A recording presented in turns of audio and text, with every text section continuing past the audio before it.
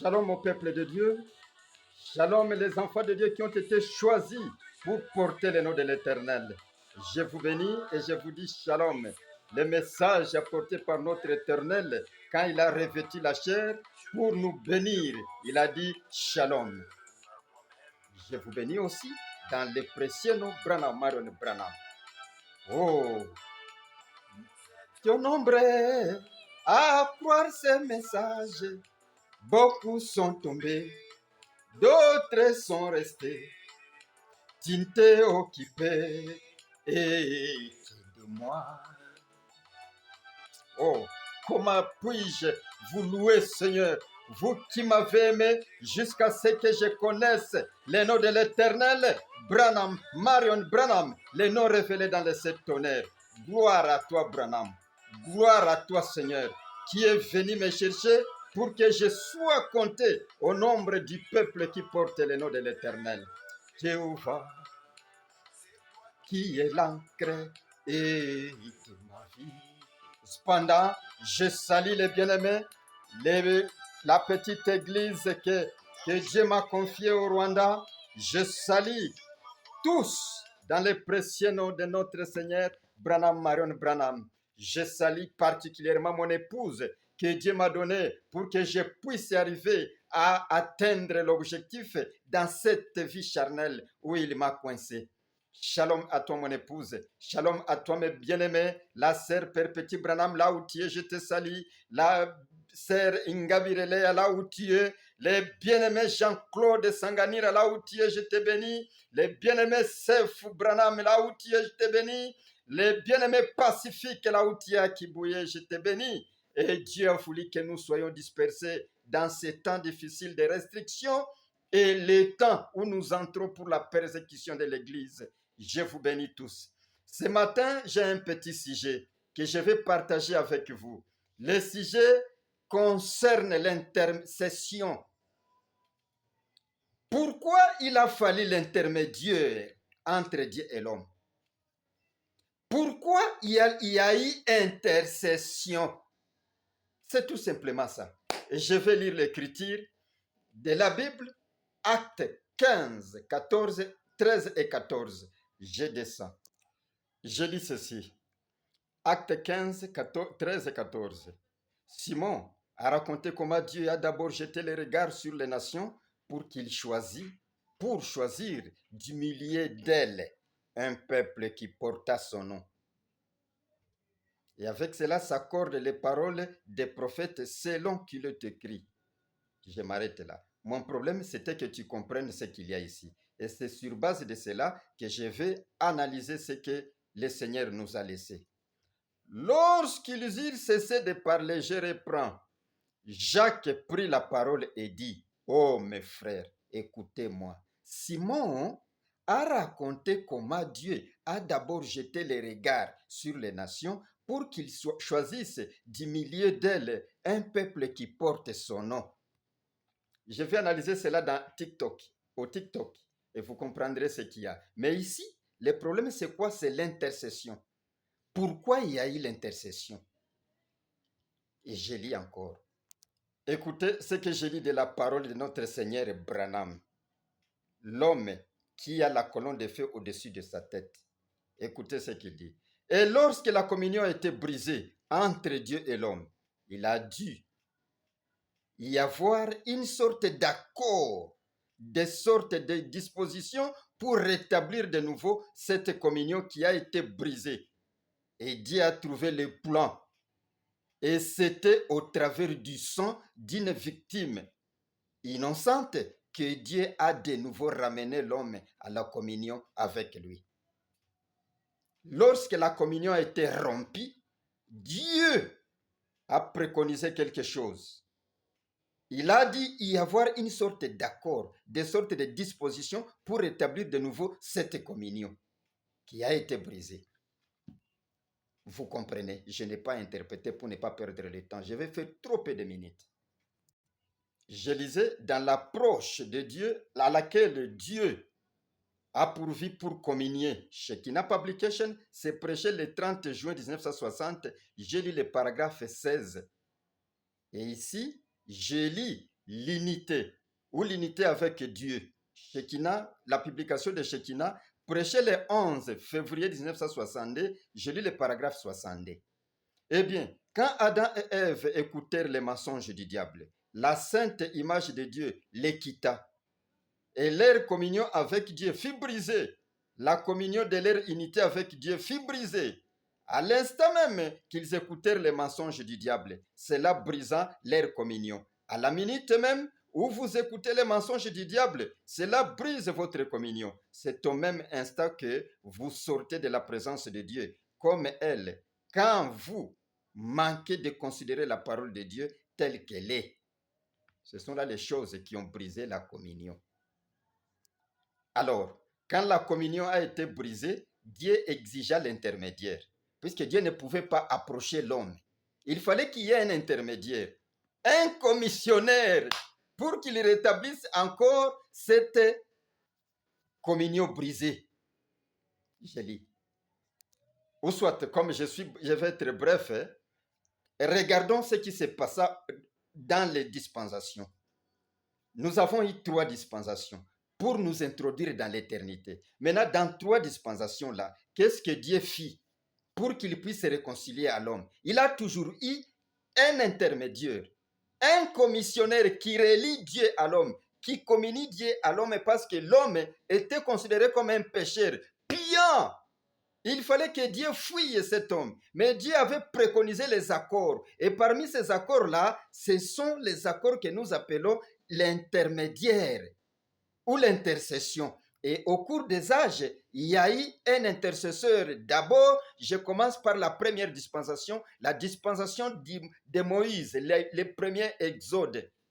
Là, je suis trop rapide. Si c'était beaucoup de temps, j'allais étaler beaucoup de choses. Mais dans la première dispensation, Moïse était un intermédiaire entre Dieu et les hommes. Dans chaque dispensation, vous trouverez que l'homme en qui Dieu est, il est l'intermédiaire dans chaque dispensation. Et alors, tu peux te poser la question. Et après les dispensations, point d'interrogation. Voilà là où je vais vous amener. Lisons la parole de Dieu. Dans la première dispensation, qui était l'intermédiaire entre Dieu et l'homme? C'est Moïse. Écoutez. Je lis ceci dans la brochure intitulée Présumé, prêché le 8 avril 1962. Je lis le paragraphe 24 de la Shekinah Publication ou la publication de Shekinah. Je lis le paragraphe 24. Ainsi Israël. Dieu appela Moïse et dit, je vais détruire toute la nation. Mets-toi simplement à côté. Moïse intercéda et il se jeta dans la brèche. C'était Christ à Moïse. Vous voyez, Dieu aurait tué le monde entier un jour à cause du péché, mais Christ se jeta lui-même dans la brèche pour toute la race humaine. Moïse se jeta lui-même dans la brèche pour Israël. Il a dit, oh Dieu, tu as fait une promesse. Tu as fait la promesse que tu les amènerais dans la terre, dans les pays. C'est juste. Qu'a fait Moïse devant Dieu? Quand il sembla que Dieu allait faire quelque chose de contraire, il mit la parole sur son chemin. Amen. Oh, j'aime cela. Eh bien, j'ai envie de crier simplement, en parlant de cela, placer la parole sur la voie de Dieu. Dieu ne peut marcher que sur sa propre parole. Moïse fit l'intermédiaire de Dieu avec le peuple d'Israël ou face au peuple d'Israël. Dieu allait les tuer tel qu'il est dit dans la citation que je viens de lire du grand Seigneur. Cette dispensation-là, Moïse était l'intermédiaire entre Dieu et l'homme. Moïse était celui qui apaisa la colère de Dieu. Moïse était l'intercesseur. Et le Seigneur nous dit, c'est un type de Christ. Écoutez, je lis dans des âmes qui sont en prison maintenant. Prêcher quand? Il n'y a qu'une seule brochure. Écoutez le paragraphe 119, je lis ceci. Moïse, l'intermédiaire entre Dieu et Israël à ce moment-là, il a dit, Seigneur, il s'est jeté dans la brèche et il a dit, répands-toi, efface mon nom pour ces gens même qui s'étaient rebellés. Et il a eu de la compassion pour eux. Vous voyez, Ça, c'était le conseil de Moïse. Moïse conseilla Dieu. Il n'y a que Christ qui conseille Dieu. Efface-moi d'abord si tu veux le tuer. Moïse se jetant dans la brèche. Écoutez encore quelque chose. Moïse était le type de Christ. J'allais encore lire dans le deuxième saut, paragraphe 59.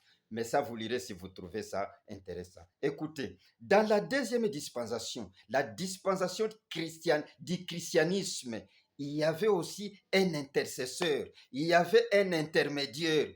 Parce que dans les temps, il y avait des types. Il fallait maintenant que cet intermédiaire-là, cet intercesseur, puisse apparaître lui-même. Et c'est Christ, Jésus.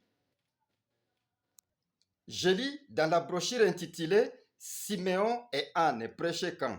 Prêchaient le 11 février 1959, Shekinah Publication toujours. Je lis le paragraphe 28. Mais ce paragraphe-là, je vais prendre la strophe du milieu, troisième strophe peut-être. Voyons voir. Troisième strophe, oui, troisième strophe. Vous connaissez cette histoire. Quelle histoire? L'histoire de la femme qui toucha Jésus par la foi et qui saignait des années et des années. Finalement, quand il toucha Jésus, il fut guéri. Vous connaissez cette histoire. Vous savez que la Bible dit que Jésus-Christ est maintenant même un souverain sacrificateur. Il est le seul souverain sacrificateur, le seul médiateur entre Dieu et l'homme. C'est correct. Il est assis à la droite de Dieu en train d'intercéder. Il est assis à la droite de Dieu en train d'intercéder. Et il est un souverain sacrificateur qui peut compatir à nos faiblesses. La Bible le dit, les livres des Hébreux. Un seul qui était représenté en type par Moïse, Christ Jésus, l'intercesseur entre Dieu et l'homme. Voilà, Dieu fit des accords. Les accords, Dieu a préétabli les dispositifs pour se ramener l'homme, pour se réconcilier à l'homme. C'est pourquoi un Corinthien dit, Christ, Dieu était en Christ réconciliant le monde avec lui. Il fallait Jésus pour réconcilier Dieu avec l'homme, pour que Dieu puisse communier avec l'homme. Jésus-Christ est, lui, le sacrificateur qui intercédait pour son peuple. Mais jusqu'à quand? Jusqu'à quand? C'est ça ce que les gens ne connaissent pas aujourd'hui. Si vous connaissez, c'est jusqu'à quand? Vous trouverez qu'à la fin du temps, il n'y aura plus d'intercesseurs. J'ai entendu un référent me dire qu'aujourd'hui, nous avons encore un intercesseur. Mais quelque chose a cloché à moi parce que je savais là où c'est écrit une chose que je vais vous dire à la fin. Écoutez, je lis dans les réalités infaillibles. Les réalités infaillibles du Dieu vivant, Shekinah toujours. Prêché le 26 juin 1960, j'ai lu le paragraphe 85. Vous allez me demander pourquoi vous lisez Shekinah, parce qu'il y a ceux qui n'aiment pas lire autre que Végère. Mais moi, je connais que toutes les brochures ont été données en anglais et traduites dans de différentes langues. Alors, si je les trouve en anglais et que je les trouve traduits en français, je m'y conformerai. Écoutez le paragraphe 85. Il a dit, en ce jour-là, vous connaîtrez que je suis dans le Père et que le Père est à moi, que je suis en vous et que vous en moi. Il est venu pour réunir Dieu et l'homme, car l'homme a été fait une aide pour Dieu et il est devenu lui-même un Dieu de la terre. C'est vrai. Mais il a perdu son origine à cause du péché. Et le sang des taureaux et des boucs ne pouvait pas faire l'expiation de ces péchés. Mais le sang de Jésus-Christ pouvait faire. Oh, comme. Vous voyez, je n'ai pas pu parler du sang des boucs et des taureaux parce que j'allais être très large. Mais le sang de Jésus, l'homme Jésus, s'est tenu sur la brèche entre Dieu et l'homme pour réunir encore Dieu et l'homme, afin que Dieu puisse concilier, communier avec son homme qu'il a créé, parce qu'il a créé pour être une aide à lui. Je pense que cela suffit pour commencer à comprendre qui est l'intermédiaire et comprendre en fait, est-ce que nous avons encore besoin d'intermédiaires? C'est ça. Nous ne devons pas nous taire devant ce que les gens font pour les enfants de Dieu, et pourtant nous avons la vérité. Nous avons été sélectionnés au temps d'histoire, au temps de la fin, pour applaudir Branham. Non seulement l'applaudir, mais être son témoin, là où nous sommes, les témoins de Branham. Écoutez ceci. Dans la troisième dispensation, qui est intermédiaire? Dans la troisième dispensation, est-ce que nous avons eu un autre intermédiaire, un intercesseur différent de la deuxième dispensation? Parce que la première dispensation, c'était Moïse, un type de Christ. Maintenant, au temps de la deuxième dispensation, Christ lui-même apparaît, il est intercesseur, intermédiaire entre Dieu et l'homme. Maintenant, dans la troisième dispensation, avons-nous un différent intermédiaire? Si vous captez cela, vous n'allez pas vous demander beaucoup de choses. Vous trouverez qu'on vous agace avec beaucoup de citations qui sont peut-être mal alignées. Saisissez ceci, mes bien-aimés, peuple de Dieu. Nous sommes dans la troisième dispensation. Qui est l'intermédiaire? Et vous comprendrez quelque chose. Jélie, Siméon et Anne prêchaient toujours le 11 février 1959, paragraphe 29 cette fois-là. C'est Shekinah Publication. Référez-vous en anglais, vous verrez que ce n'est pas la même chose. Écoutez, maintenant, s'il est le même souverain sacrificateur, il agira de la même manière si vous pouvez le toucher. Dans la troisième dispensation, Branham nous parle de ce même souverain sacrificateur. 29. Maintenant, s'il est le même souverain sacrificateur, il agira de la même manière si vous pouvez les toucher. Maintenant, combien ici n'ont pas de cartes de prière, ne sont pas dans la ligne de prière demain soir, mais ne seront pas dans la ligne de prière demain soir, mais croient avoir la foi pour les toucher dans la gloire. Levez votre main. Tout simplement ça, pour vous dire que même les révérends, notre frère Branham, lui aussi reconnaît que le sacrificateur, l'intercesseur du deuxième alliance, de la deuxième dispensation, est celui qui est toujours intermédiaire dans la troisième dispensation. Mais comment cela? Vous vous posez des questions vous-même, je pense. Parce que vous pensez avoir eu un homme différent de Jésus de Galilée. Mais l'intercesseur, c'est Christ. Écoutez, je lis dans être conduit par l'Esprit. Prêcher quand? Prêcher le 7 avril 1959, le paragraphe 47. Écoutez, très bien. Avons-nous ce nombre? Non, je prends le millier.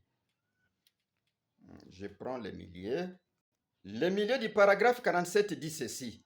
Nous voulons renforcer ce que le Seigneur dit. Il nous a montré la deuxième dispensation qui est l'intercesseur. La première dispensation, c'était Moïse, le type de Christ. Maintenant, la troisième dispensation, qui est l'intercesseur? Écoutez. Maintenant, je prends la deuxième strophe du paragraphe. Maintenant, croyez-vous que les Écritures enseignent qu'il est maintenant le souverain sacrificateur qui peut être touché par les sentiments de nos infirmités? Maintenant même. Les Écritures enseignent-elles cela? Bien, s'il est le même Jésus, le même souverain sacrificateur qui marche ici sur la terre, et à mon avis, je ne crois pas qu'il y ait un autre médiateur entre Dieu et l'homme. Sinon, cet homme, Jésus-Christ, c'est vrai, je crois que Dieu a fait de lui le souverain sacrificateur, le seul médiateur entre Dieu et l'homme. Aujourd'hui encore dans la troisième dispensation. Vous allez vous dire, mais c'est William Marion Branham, mais jamais. Suivez ici. Suivez ce qu'il a dit. Ne suivez pas ce qu'on vous enseigne là. Suivez ce que le Seigneur dit lui-même. Il y reconnaît Jésus comme étant le sacrificateur. Le souverain sacrificateur qui intercède. La troisième dispensation aussi. Écoutez, dans la troisième dispensation, je vais vous dire pourquoi c'est toujours Jésus. Les super signes, prêchés le 29 novembre 1963. Écoutez ce que Branham dit. il nous parle d'intercesseurs dans la troisième dispensation. Dès 117, croyez-vous que l'ange du Seigneur est ici? Croyez-vous au super signe?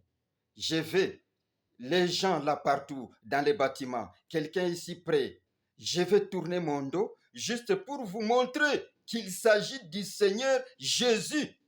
Sous tous les rapports, je vais tourner mon dos et que quelqu'un prie, croit.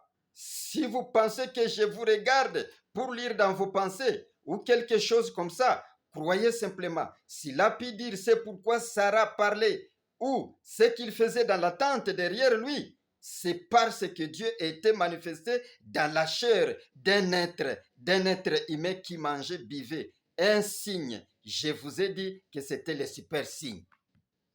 Vous comprenez? Les super signes. Les super signes nous parlent de l'intercession. Les super signes, mais bien aimé, ce que vous appelez les super signes, nous sommes toujours dans l'intercession. Dieu dans l'homme. Dieu, Jésus-Christ dans l'homme. Ce qu'il fit devant Abraham. Il y tourne les dos pour vous montrer en tout rapport que c'est Jésus. Or, le nom Jésus, que nous parlons dans la troisième dimension, est relatif au salut, est relatif à l'intercession. Et Moïse l'avait dit. Qu'est-ce que Moïse fit? Vous allez le lire peut-être dans le trône, je pense, je vais vérifier. Ça doit être dans le trône, paragraphe 103, si j'ai bonne mémoire. Moïse prit du sang, il l'aspergea 7 fois sur les propitiatoires et sur les peuples. Cela indiquait cet âge, que le sang de Jésus couvrirait cet âge de l'Église. Ce n'est pas étonnant qu'à la fin du 7e âge, l'intercession prend fin. Ce n'est pas étonnant que pendant le 7e âge, c'est toujours le nom de Jésus, c'est toujours Jésus qui agit. C'est toujours Jésus qui est l'intercesseur. Pas un autre bien-aimé. Ne cherchez pas un autre intermédiaire entre Dieu et l'homme pendant les âges si ce n'est que Jésus. C'est tout simplement ça. Au cours des âges, c'est toujours Jésus.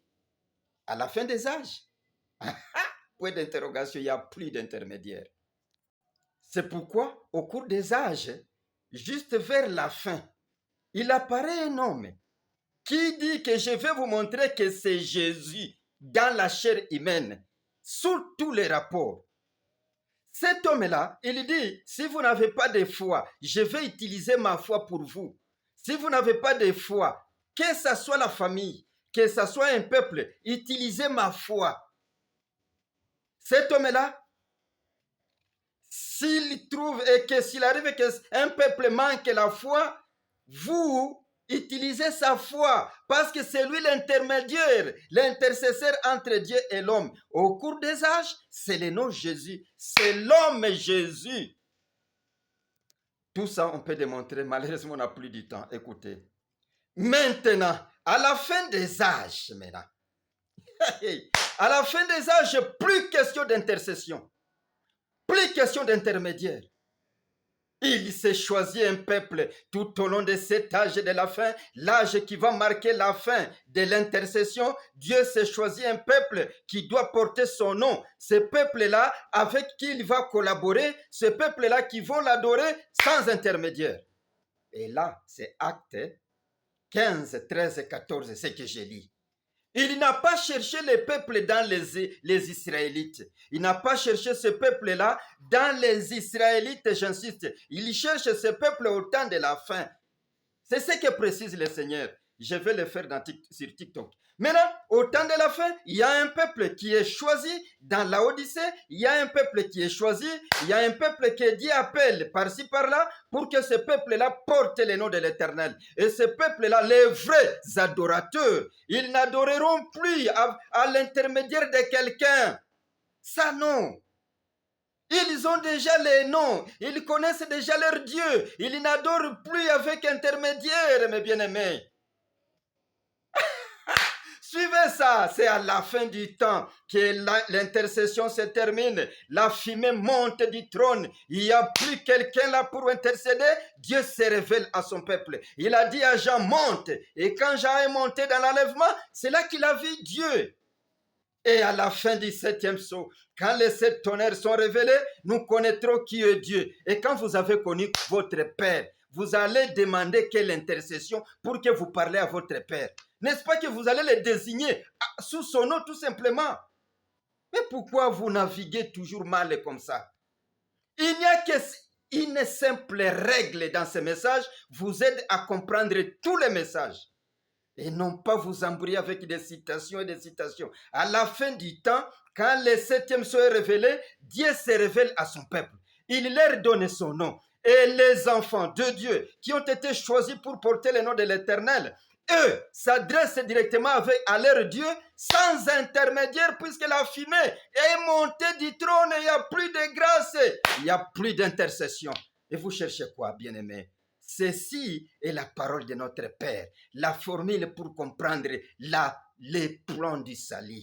Et là, il n'est plus agneau. Écoutez, j'ai commencé à lire Actes 15, 13 et 14. Maintenant, écoutez la suite de l'histoire. Après l'intercession, nous n'adorons plus à travers quelqu'un. Révérends tous, vous qui croyez encore que nous adorons à travers quelqu'un, vous êtes en arrière. Avancez avec les messages. Écoutez un absolu, prêchez quand? Un absolu, prêchez le 4 mars 1963. Je lis ceci au paragraphe 118.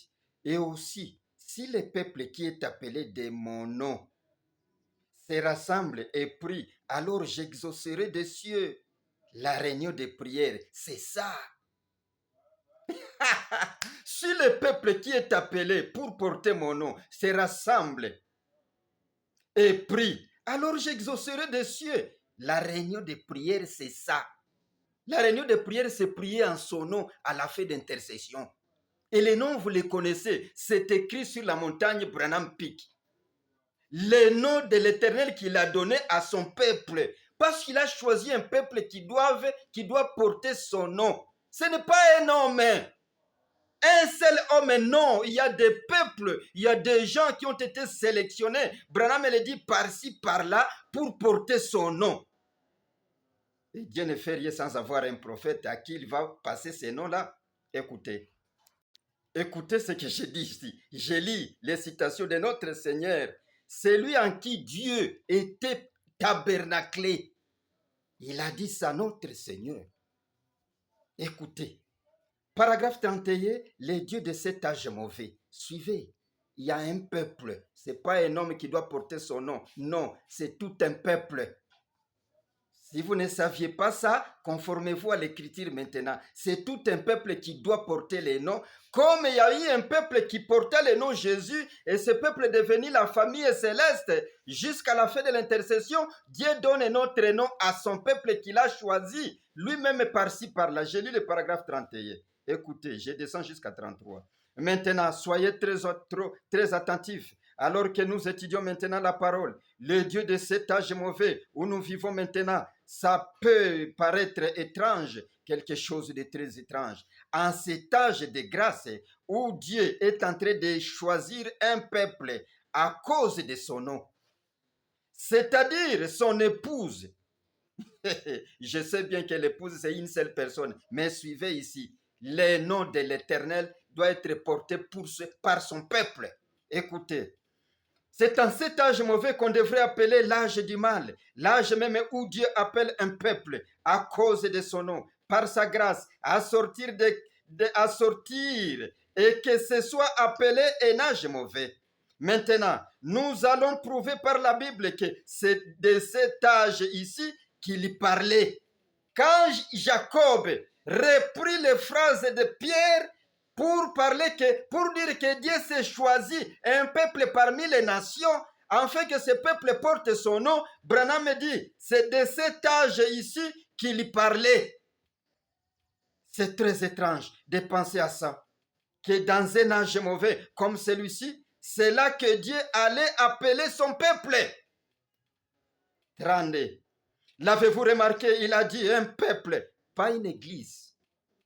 Pourquoi? Pourtant, c'est appelé l'église. Mais il allait appeler un peuple.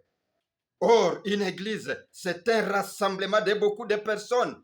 Ça, vous comprenez maintenant. Les noms, c'est un nom de la famille céleste qui doit être porté par les sélectionnés à porter ces noms-là. Si vous avez été appelé, alors vous êtes du nombre. Et si vous êtes un suiveur, répentez-vous.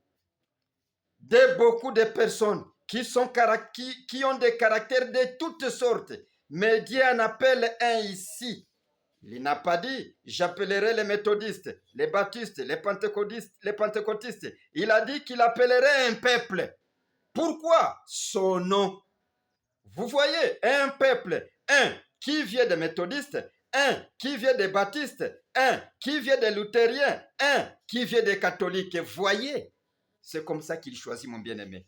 Mais il appelle non pas un groupe rattaché à une église, mais un peuple pour qu'il porte son nom, qu'il y reçoit son nom, qui est fiancé à son nom, qui s'en va à des noces pour être marié à lui. Voilà, c'est ce qu'on appelle un royaume messianique. Un royaume. Vous allez vous dire, mais comment ça, témoin de Branham? Les noms là, les noms de l'Éternel, n'appartiennent pas à un seul individu. Ça appartient au peuple de Dieu, à un royaume. Comme le nom Jésus appartenait à un royaume céleste. Et jusqu'à la fin de l'intercession, il donne un autre nom à son peuple qui doit être représenté. Alléluia. Je descends. Vous avez compris. Je sais que les douteurs sont en train de nier ça et pourtant c'est la parole de Dieu. Ils sont en train de se demander. Nous savions que c'est le nom de Branham, le fils de Charles, tout simplement. C'est un nom de la famille céleste. Après l'intercession, il donne un nom à un peuple qu'il a choisi parmi les méthodistes, les pentecôtistes, les presbytériens, les luthériens et les catholiques. Un ici, un là-bas, pour que ce peuple porte son nom. Si tu n'es pas du nombre, tu vas encore douter de ça. Et alors, quand il n'y a pas de grâce, il n'est plus agneau pour intercéder. Maintenant, il est le roi. Et le roi a ses sujets. Ces sujets portent son nom. Voilà pourquoi ce n'est pas le nom d'un individu. C'est le nom d'un groupe appelé par-ci, par-là, dans des dénominations pour porter son nom. Je lis ceci. J'ajoute une autre citation tirée dans le chant de Boaz, intitulée « La manière d'un vrai prophète ». Prêché quand? Prêché le 19 janvier 1963, Shekinah Publication. Si vous doutez de Shekinah, référez-vous maintenant en anglais. Et si vous traduisez, vous aurez fait ce que Shekinah aussi a fait. Parce que vous êtes ministre, vous devez traduire. Écoutez, je lis ce qui est traduit par Shekinah. Paragraphe 78. Écoutez, mes bien-aimés, vous qui aimez le Seigneur, je sais que les douteurs vont toujours douter de la parole de Dieu parce qu'ils ne sont pas ancrés en Christ. Ils sont meneurs de troubles toujours. Ils ne croient pas. Écoutez. Et il s'est choisi un peuple qui régnera sur la terre avec justice pendant que lui régnera comme roi. Il s'est choisi un peuple qui régnera sur la terre avec justice pendant que lui règne comme roi. Alléluia. Notre roi s'appelle Branham, Marion Branham. Lui, le roi qui a revêtu la chair, qui a été couronné. Parce qu'on ne couronne pas un esprit, il faut que cet esprit revêtisse la chair. Il est roi. Et lui, le roi, il aura son peuple qui régnera sur la terre avec justice pendant que lui est roi. Il s'est choisi maintenant un peuple pour son nom, un peuple pour son royaume. Il s'est choisi maintenant. Pendant que Branham me parle, pendant que Branham me prêchait, le message là tombe sur un prédestiné qui a été appelé à porter les noms. Et celui-là, il est dans les royaumes du roi. Alléluia. Eh bien, pour terminer, je dis ceci. Dieu a toujours ses principes.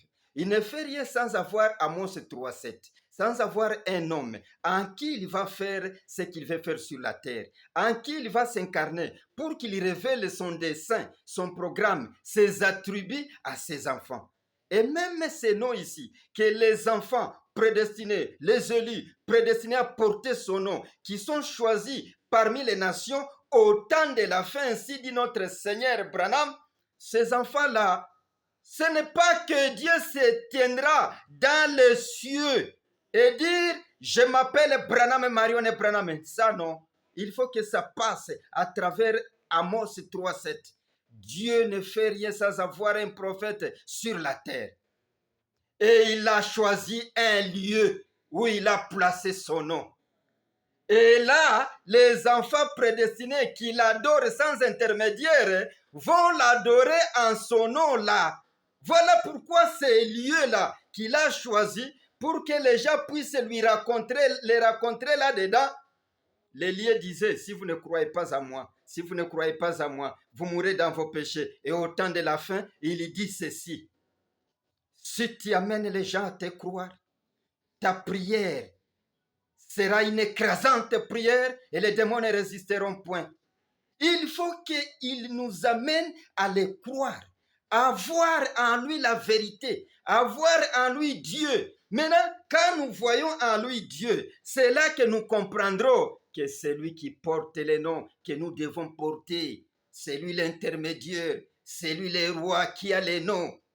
Alors, comme il est les lieux où Dieu a mis son nom, les peuples de Dieu viendront alors. Là où se trouve la chair, là s'assembleront les aigles. Les aigles, les aiglots, les lionçons viendront maintenant dans ces lieux-là où il y a les noms. C'est ça ce qu'on peut lire tout simplement dans les lieux d'adoration que Dieu a choisis. Paragraphe 28, on peut les lire.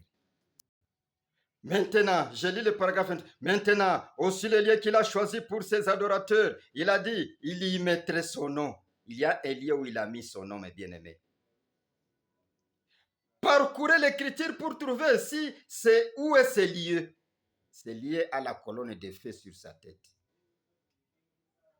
Certainement, si Dieu a dit qu'il mettrait son nom dans ces lieux où il a choisi pour rencontrer les gens, pour l'adorer, eux, ou plutôt qu'il y adore, alors c'est quelque part dans la Bible. Car c'était pour tous les âges. C'est comme ça que ça s'est passé pour tous les âges. C'est-à-dire, il y a un lieu qu'il a choisi et il y a mis ces noms-là pour que ces noms soient connus par les peuples qui doivent les porter, les vrais adorateurs. Maintenant, pourquoi il nous tracasse avec des citations? Pourquoi il nous embrouille avec des citations? Et pourtant, il y a une règle simple de connaître les vrais adorateurs. Les vrais adorateurs adorent Dieu en esprit et en vérité parce qu'ils ont connu les lieux où il y a les noms. Ils y entrent maintenant, ils adorent en utilisant son nom. Ce n'est plus l'intermédiaire bien-aimé. L'âge des intercesseurs, c'est fini. Les âges de l'intercesseur a fini. Aujourd'hui, le trône est rempli de fumée. Il est le lion. Il n'y a plus d'intermédiaire. Un agneau ne se mettra plus à l'intermédiaire. Il y a les lions et les lionçons qui connaissent déjà leur Dieu, qui connaissent son nom et qui l'adorent en esprit et en vérité, en invoquant son